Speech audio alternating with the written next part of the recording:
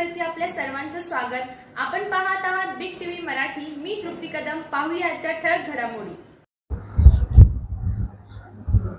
नमस्कार, मी मनोहर पवार. सर्व प्रेक्षकांचं आपण या ठिकाणी सहर्ष स्वागत करत आहोत.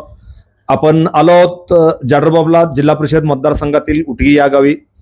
आज या ठिकाणी उटगी येथील प्रमुख राष्ट्रवादी काँग्रेसचे पदाधिकारी माझ्या समवेत या ठिकाणी खास करून उपस्थित आहेत. येथील पतसंस्थेचे चेअरमन व सामाजिक कार्यकर्ते म्हणून ज्यांनी 20 ते 25 वर्षे या भागामध्ये काम केलेलं आहे. सहकारी क्षेत्र असेल, सामाजिक क्षेत्र असेल, शेती क्षेत्र असेल, शैक्षणिक क्षेत्रामध्ये सुद्धा अतिशय चांगल्या पद्धतीचं काम त्यांनी गेले 25 वर्षे या भागामध्ये केलेले आहेत. ते श्री महंतेश पाटील साहेब व त्यांचे सर्व पदाधिकारी माझ्या समवेत या ठिकाणी उपस्थित आहेत. पाटील साहेब नमस्कार. जाडरबाबला जिल्हा परिषद मतदारसंघामध्ये सौ सावित्री तम्मनगौडा रवी पाटील व त्यांच्या समवेत 2 उमेदवार या ठिकाणी उभे आहेत. गेले 8 ते 10 दिवस या मतदारसंघामध्ये जोरदार प्रचार सुरू आहे. एकंदरीत प्रचार कशा पद्धतीने या मतदारसंघामध्ये सुरू आहे आणि तुम्ही कोणकोणते विकासाचे मुद्दे या भागामध्ये घेऊन गेलेलात?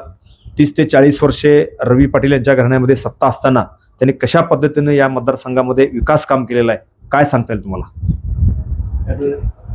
आता निवडणुकीमध्ये लोकांचे प्रतिसाद चांगला आहे. लोक आम्ही जिथं जिथं जातोय प्रचारासाठी, जिथे जातोय त्यावेळी MRI अंकलीचं नाव घेतात, रवी पाटलांचं नाव घेतात. बाकी उमेदवारांचं नाव सुद्धा लोकांना माहीत नाही. एवढ्यापर्यंत परिस्थिती आहे आणि लोक स्वयंस्फूर्तीनं सांगतात आम्ही ह्यावेळी राष्ट्रवादीला मतदान करणार, रवी पाटील आणि MRI अंकलीना ह्या भागात निवडून देणार, प्रचंड मताने निवडून, असं लोकांची स्वयंस्फूर्तीने लोक सांगायला. आता गेले 8 दिवस तुम्ही प्रचारात फिरताय. कुठल्या कुठल्या गावात दौरा झाला? मी तरी जास्त आमची गावात प्रत्येक घरी मी फिरलोय आणि त्यानंतर सोन्याळ, जाडरबाबला, ह्या लमाणतांडा, उटगी ह्या भागात फिरले तर बहुतांश लोकांची मत आहे की ह्यावेळी या दोन्ही राष्ट्रवादीचे दोन्ही उमेदवाराला निवडून द्यायचा लोकांचे स्पष्ट मत मला तरी दिसून आले. या मतदारसंघामध्ये तम्मनगौडा रवी पाटील सभापती होते, त्यांचे वडील जिल्हा परिषद सदस्य होते, त्यामुळे कुठली कुठली कामं या भागात झालेली आहेत? ह्या भागात तम्मनगौडा रवी पाटील एक लढाऊ उमेदवार आहे, कार्यकर्त्यांना सांभाळणारा उमेदवार आहे आणि त्यांनी केलेले महत्त्वाचे काम सांगायचे तुम्हाला. ते पालगाव येथे एक 30-40 कोटीचे क्लस्टर उभा केले. ते क्लस्टरच्या माध्यमातून आमच्या भागात शेतीपूरक उद्योग निर्माण करण्यासाठी ते मोठी योगदान आहे. आमच्या जिल्ह्यात कोणी खासदार किंवा आमदार एवढं मोठमोठे लोक असून सुद्धा एवढं हे काम कोणालाही जमलं नाही. ते काम रवी पाटलांनी केले आणि अतिशय लहान गावात, खेड्या गावात 4.5 कोटीच्या जाडरबाबलामध्ये त्यांनी दवाखाना बांधले. एवढ्यावरनं कळते या माणसा किती कॅपॅसिटीज आहे. ह्याच्यावरून ह्यांना पुढं जरी लोकांनी ताकद दिली, ह्याच्यापेक्षाही मोठा काम त्यांच्याकडनं अपेक्षा आम्ही करू शकतो. सध्या या मतदारसंघामध्ये अजूनही विकास कामं थांबलेले आहेत. काही ठिकाणी रस्त्याची कामं व्हायला पाहिजे, काही जिल्हा परिषद शाळांची खोल्यांची कामं आहेत, त्यानंतर काही जिल्हा परिषद शाळेमध्ये कॉम्प्युटरायझर नाहीत, अजूनही अगदी जुन्या पद्धतीने चालू. त्यासाठी तुमचं काय नियोजन आहे? साहेब, आमच्या गावात तरी सांगतो मी, प्रत्येक वाडी वस्तीचा रस्ता पाऊस झाला की जाताच येत नाही. रस्त्याची अत्यंत दुरवस्था आहे. शैक्षणिक काय शाळा आहेत, म्हणजे मराठी शाळा किंवा कन्नड शाळा, सरकारी शाळा आहे, ते दुरावस्था आहे. आणि पिण्याच्या पाणीचं पण योग्य अजून पुरवठा नाही आणि शेतीचा पण थोडासा पाणी आले तरी सुद्धा अजून पूर्णत्वाकडे ती गेलेली नाही. आणि शेतीपूरक व्यवसायाची महत्वाची म्हणजे दुग्ध व्यवसाय. हे दुग्ध व्यवसाय जोडधंदा म्हणजे शेतीला पूरक होणारा आहे व्यवसाय दुग्ध व्यवसाय.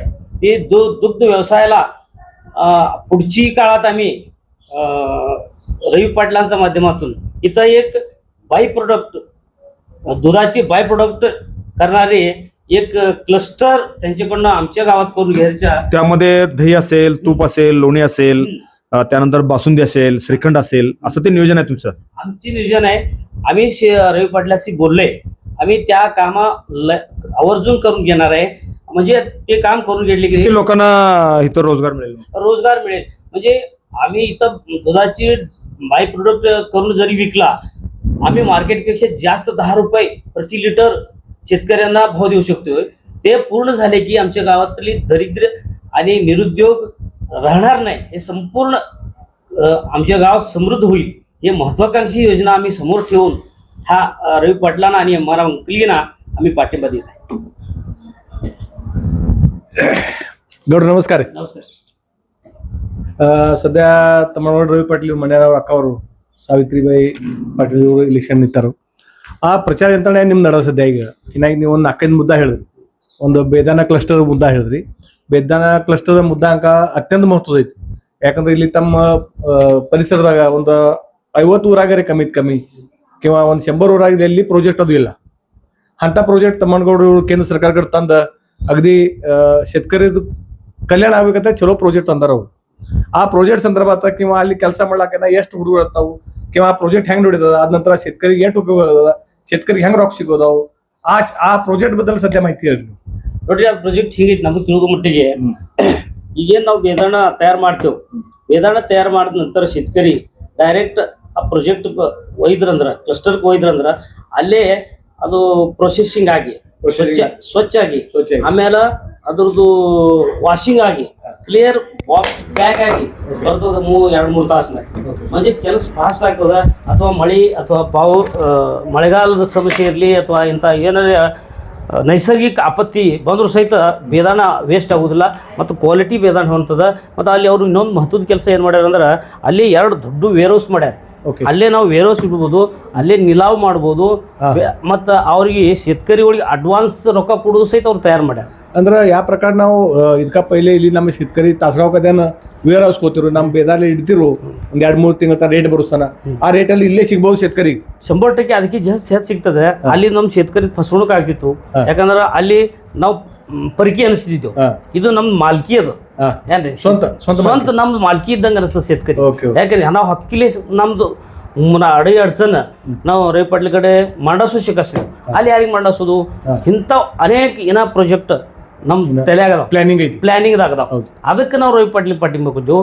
ಮಹತ್ವದ ಮುದ್ದ ಅಂದ್ರೆ ನಮ್ಮ ಪರಿಸರದೊಳಗ ಎಲ್ಲಾ ಯೋಜನೆಗಳು ರಾಬಾಸ್ಬೇಕಾಗಿತ್ತು ನಾವಿನ ಇಲ್ಲಿ ತರ. ಈಗ ಅಲ್ಲಿ ಆ ಏನ್ ಬೇದಾನ ಪ್ರಾಜೆಕ್ಟ್ ಐತಿ ಕಿಂವಾ ಬೇದಾನ ಏನಲ್ಲಿ ನಿಮ್ದೈತಿ ಅಲ್ಲಿ ಕಮಿತ್ ಕಮ್ಮಿ ನಮ್ಮ ಭಾಗದಂದು 8 ಮಂದಿ ಅಲ್ಲಿ ಕೆಲ್ಸಕ್ಕೆ ಹತ್ತಬಹುದು. 150 ಈಗ 150 ಅದಕ್ಕಿಂತ ಹೆಚ್ಚಿಗೆ ಮನ್ಸು ಹತ್ಬಹುದು. ನಾಳೆ ಎಲ್ಲ ಪ್ರೊಸೀಸಿಂಗ್ ಬಂತು ಬಾಕಿ ಎಲ್ಲ ಸಾಕಷ್ಟು ಎಲ್ಲ ಊರಿಗೆ ಕಾಂಟ್ಯಾಕ್ಟ್ ಬೇಕು. शेतकरी ಮಂದಿಗೆ ಯಾವ ದ್ರಾಕ್ಷಿ ಭಾಗ ಆಯ್ತಾರ ಅವ್ರಿಗೆಲ್ಲ ಸಂಪರ್ಕ ಸಾಧಿಸ್ಕಲಾಗ ನಮ್ಮಲ್ಲಿ ನನ್ನಂತ ಒಂದು 300-500 ತನ ಎಲ್ಲ ಟ್ರಾನ್ಸ್ಪೋರ್ಟ್ ವ್ಯವಸಾಯ ಏನೈತಿ ನಮ್ಮ ಭಾಗದಾಗ ಏನು ಟ್ರಾನ್ಸ್ಪೋರ್ಟ್ ವ್ಯವಸಾಯ ಅದಲ್ಲ ಅವ್ರಿಗೆಲ್ಲ ಉದ್ಯೋಗ ಸಿಗ್ತೈತಿ. ಡ್ರೈವರ್ಗಳಿಗೆ ಕೆಲಸ ಸಿಗ್ತೈತಿ, ಮಾಲಕರಿಗೆ ಕೆಲಸ ಸಿಗ್ತೈತಿ. ಇದು ಭವಿಷ್ಯದಾಗ ಇನ್ನ ಅದು ಮಂದಿಗೆ ಅಂದಾಜಿಲ್ರಿ. ಅದು ಈ ಸೀಸನ್ದಾಗ ಜರಿ ಆ ಕ್ಲಸ್ಟರ್ ಶುರು ಆದ್ಮೇಲೆ ಅಂದಾಜ್ ಬರ್ತದ ಇಫೆಕ್ಟ್ ಎಷ್ಟು ದೊಡ್ಡ ಪ್ರಮಾಣದಾಗ ಅದ. ಓಕೆ, ಬೇದಾನ ಪ್ರಾಜೆಕ್ಟ್ ಕಿಂವಾ ಅದ್ರ ಬದಲು ಡೀಟೇಲ್ಸ್ ಆಗಿ ನೀವು ಹೇಳಿದ್ರಿ. ಅದ ನಂತರ ಮುಂದಿನ ಪ್ರಾಜೆಕ್ಟ್ ಡ್ರೀಮ್ ಪ್ರಾಜೆಕ್ಟ್ ಏನಂದ್ರೆ ಈಗ ಹಾಲ್ ಇಂಡಿಯಾ ಇದು ಹಾಲ್ ಇಂಡಿಯಾ ಮ್ಯಾಗ ಸಾಕಷ್ಟು ಅದ್ರ ಮ್ಯಾಗ ಉದ್ಯೋಗ ದಂಧೆ ಮಾಡ್ಲಾ ಬರ್ತದ. ಅದನ್ನ ಬಾಯ್ ಪ್ರಾಡಕ್ಟ್ ಅದಾವ್ರು ಸಾಕಷ್ಟು. ಆ ಬಾಯ್ ಪ್ರಾಡಕ್ಟ್ ನಮ್ಮಲ್ಲಿ ಎಲ್ಲಿಯೂ ಇಲ್ಲ. ನಮ್ಮ ತಾಲೂಕು ಬಾಯ್ ಪ್ರಾಡಕ್ಟ್ ಎಲ್ಲಿಯೂ ತಯಾರಾಗಂಗಿಲ್ಲ. ಅಂತ ಬಾಯ್ ಪ್ರಾಜೆಕ್ಟ್ ನೀವು ಮುಂದಿನ ಪ್ರಾಜೆಕ್ಟ್ ಇಟ್ಟು ಅದ್ರ ಮ್ಯಾಗ ಫೋಕಸ್ ನಡೆದ. ಅದಕ್ಕೆಲ್ಲ ನಮ್ಮ ಹಳ್ಳಿ ಊರಾನ 8 ಊರುಗಳು ಬರ್ತಾವ. ಮತ್ತು ಆ ಹಳ್ಳಿ ಊರಾನ शेतकರಿಗೆ ದುಗ್ಧ ವ್ಯವಸಾಯ ಅಂದ್ರ ಬಾಕಿ ದುಗ್ಧ ಪದಾರ್ಥ ಮಾಡೋದು. ಅದಕ್ಕೆಲ್ಲ शेतकरी ಅದ ಎಷ್ಟು ಲಾಭ ಆಗ್ತದ ನೋಡ್ರಿ ಹೆಂಗೈತಿ.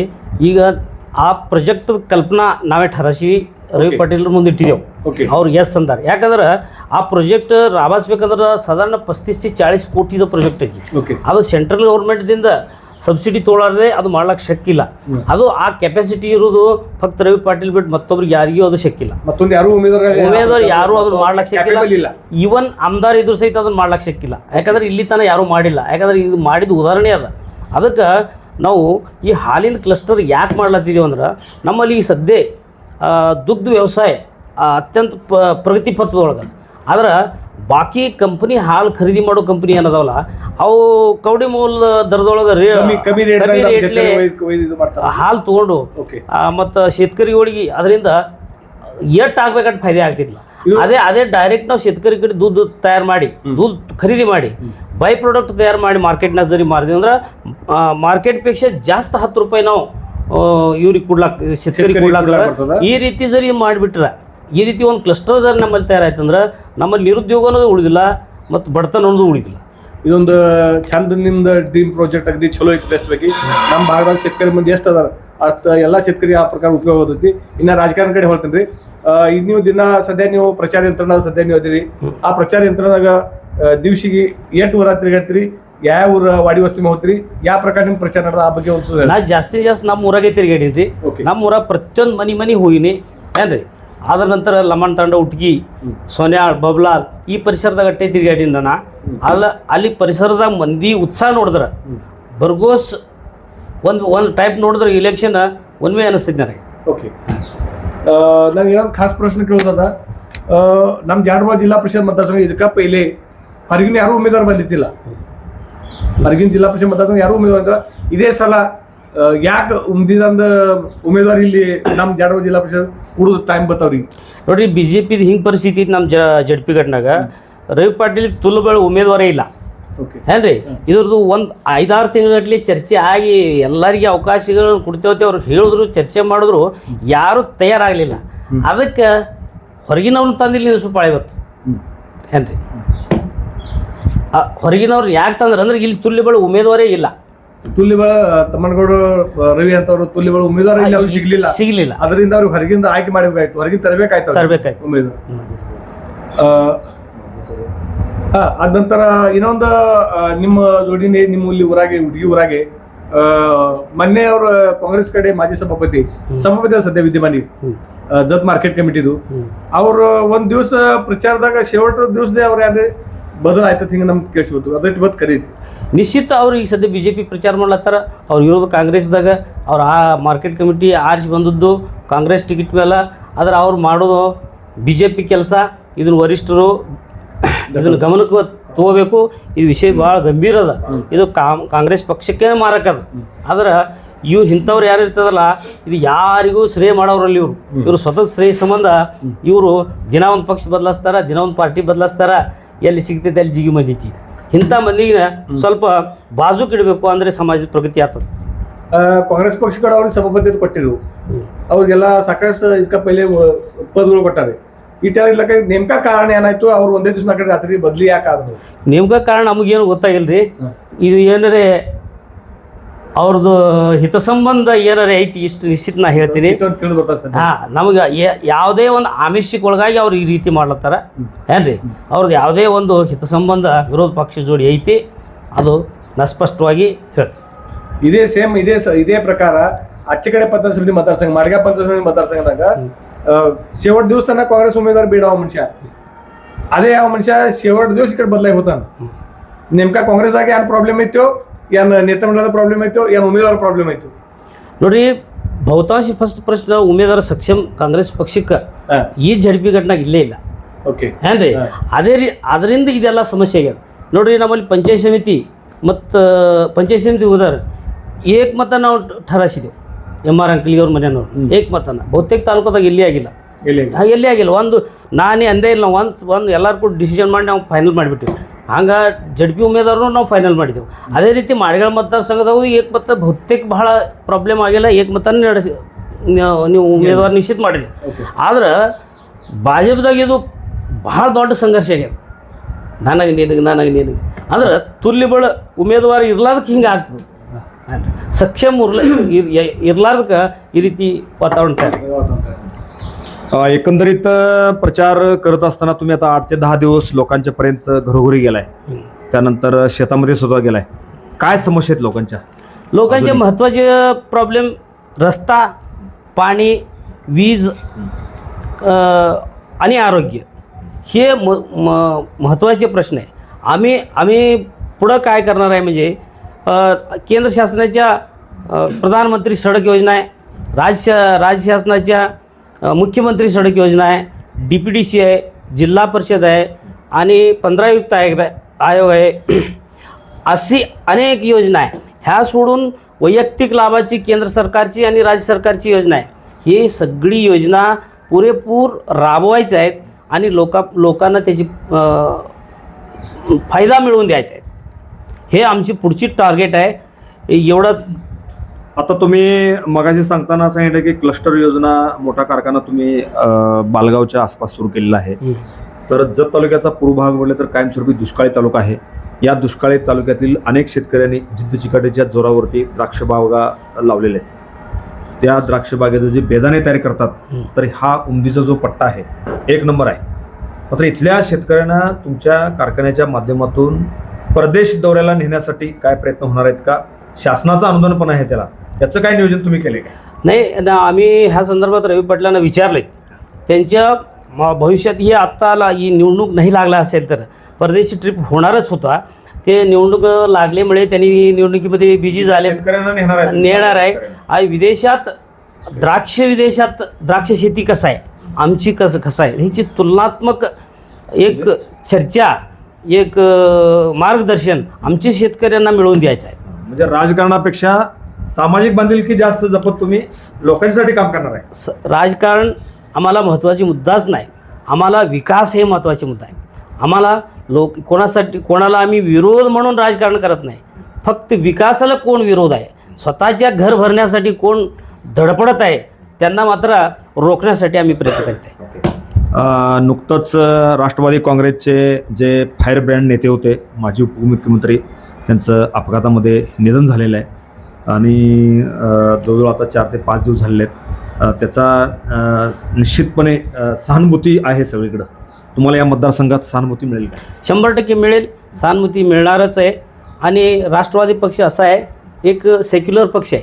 सर्व समाजाला एकत्रित करून सर्व समावेश पक्ष असल्यामुळे जातीपाती भेदभाव न करता सगळ्यांना घेऊन जाणारे पक्ष असल्यामुळे आणि अचानक अजितदादांची असं दुर्दैवी घटना घडल्यामुळे लोकांना आपोआप त्या सहानुभूती आहे. त्याची फायदा आम्ही राष्ट्रवादीला होणारच आहे. शेवटचं जाडबोलात पंचायत समिती मतदारसंघ आणि माडेगाव पंचायत समिती मतदारसंघ व जिल्हा परिषद मतदारसंघातील मतदारांना तुम्ही काय आवाहन करणार आहे? तुम्ही कुठल्याही उमेदवाराला मतदान करा. मतदान करताना उमेदवारांच्या हिस्ट्री बघा. पूर्वी 10 वर्षात त्यांनी काय काय केले, किती सत्ता भोगली आणि किती काम केले. फक्त मतं घेऊन घर मोठं केले का समाजासाठी काय केले, हे तुम्ही विचार करा. कोणतरी सांगताय म्हणून तुम्ही मतदान करू नका. आणि पैसा, बाटली वगैरे गोष्टीला तुम्ही बळी न पडता तुमच्या संविधानाने दिलेले, बाबासाहेबांनी दिलेले मताचे अधिकार म्हणजे सुप्रीम पॉवर आहे मताचे अधिकार, त्याचा वापर करताना अत्यंत प्रामाणिकप्रमाणे विचार करून तुम्ही त्याचा वापर करा. आणि दुसरी गोष्ट, तुम्ही सगळी उमेदवारांना तुलना करा.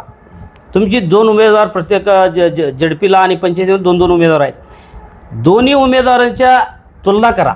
ह्यांना मतं दिले तर पुढे ह्यांनी काय करेल तुम्हाला अंदाज आहे. तुमच्याकडे तेवढं बुद्धिमत्ता आहे, तुम्हाला समजते. ह्यांना उमेदवार मतं दिली की पुढे ह्यांनी काय करू शकते, म्हणजे ह्यांची मागचे इतिहास काय आणि त्याच पुढंसुद्धा होणार आहे.